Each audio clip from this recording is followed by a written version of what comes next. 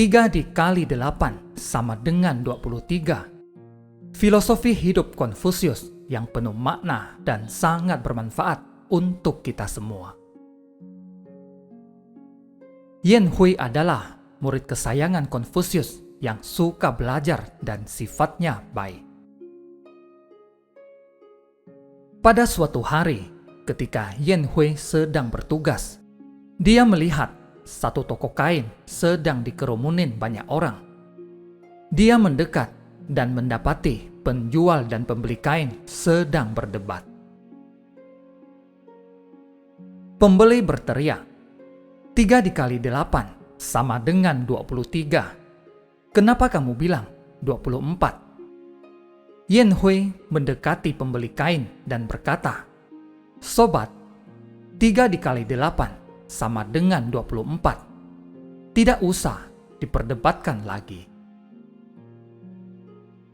Pembeli kain tidak senang, lalu menunjuk hidung Yan Hui dan berkata, Siapa minta pendapatmu? Kalaupun mau minta pendapat, mesti minta ke Konfusius. Benar atau salah, Konfusius yang berhak mengatakan. Yan Hui berkata, Baik, jika Konfusius bilang kamu salah, bagaimana?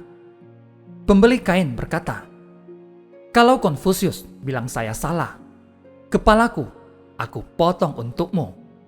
Kalau kamu yang salah, bagaimana? Yan Hui berkata, Kalau saya yang salah, jabatanku untukmu. Keduanya sepakat untuk bertaruh, lalu pergi mencari Konfusius. Setelah Konfusius tahu persoalannya, Konfusius berkata kepada Yan Hui sambil tertawa, 3 dikali 8 sama dengan 23. Yan Hui, kamu kalah. Berikan jabatanmu kepada dia. Selamanya, Yan Hui tidak akan berdebat dengan gurunya. Ketika mendengar Konfusius bilang dia salah, diturunkannya topinya, lalu dia berikan kepada pembeli kain. Orang itu mengambil topi Yan Hui dan berlalu dengan puas. Walaupun Yan Hui menerima penilaian Konfusius, tapi hatinya tidak sependapat. Dia merasa Konfusius sudah tua dan pikun, sehingga dia tidak mau lagi belajar darinya. Yan Hui minta cuti dengan alasan urusan keluarga. Konfusius tahu isi hati Yan Hui dan memberi cuti padanya. Sebelum berangkat, Yan Hui pamitan dan Konfusius memintanya cepat kembali setelah urusannya selesai dan memberi Yan Hui 2 nasihat. Bila hujan lebat, janganlah berteduh di bawah pohon dan jangan membunuh. Yan Hui bilang, baiklah, lalu berangkat pulang.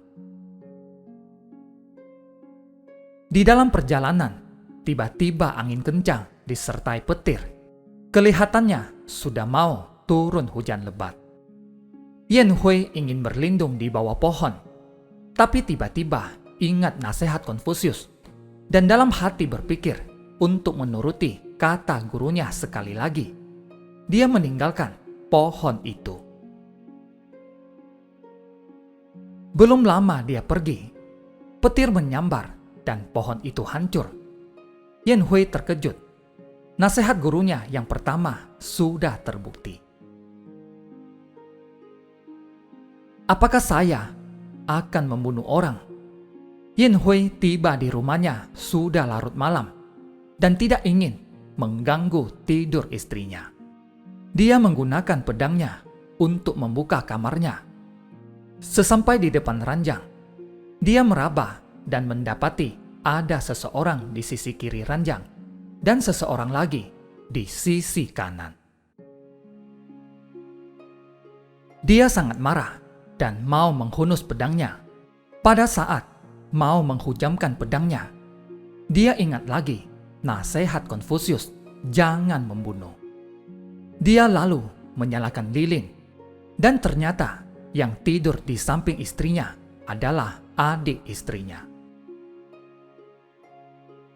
Pada keesokan harinya, Yen Hui kembali ke Konfusius, berlutut dan berkata, "Guru, bagaimana guru tahu apa yang akan terjadi?"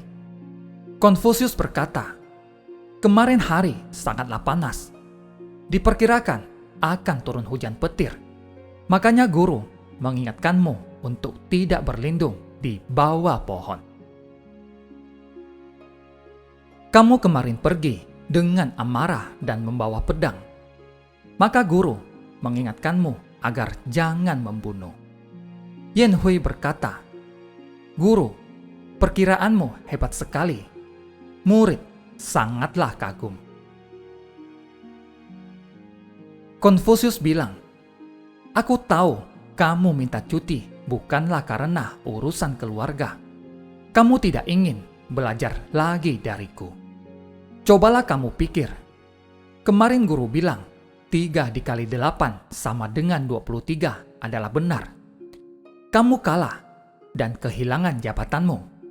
Tapi jikalau guru bilang 3 dikali 8 sama dengan 24 adalah benar, si pembeli kainlah yang kalah, dan itu berarti akan hilang 1 nyawa.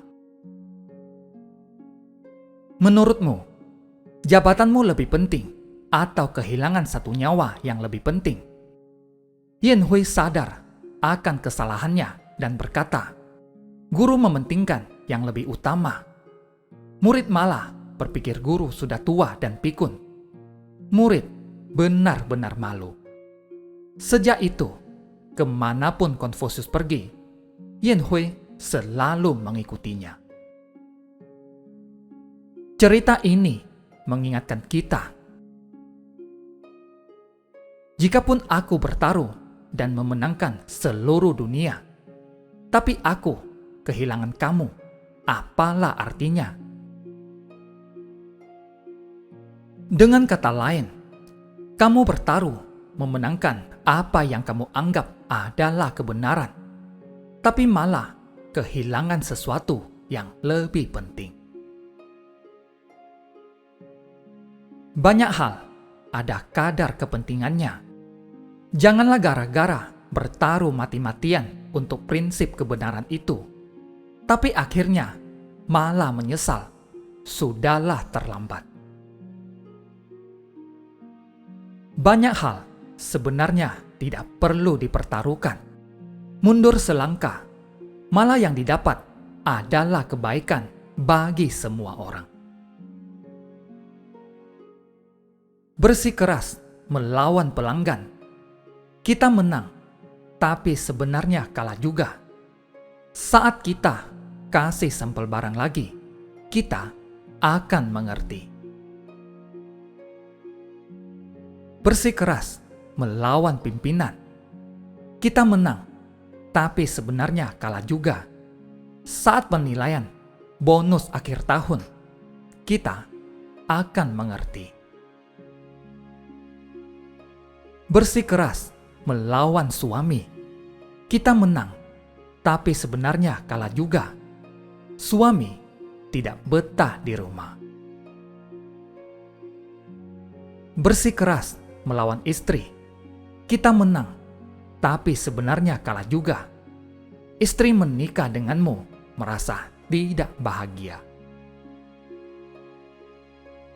Bersikeras melawan teman. Kita menang, tapi sebenarnya kalah juga. Bisa-bisa kita kehilangan seorang teman. Terima kasih, semoga bermanfaat.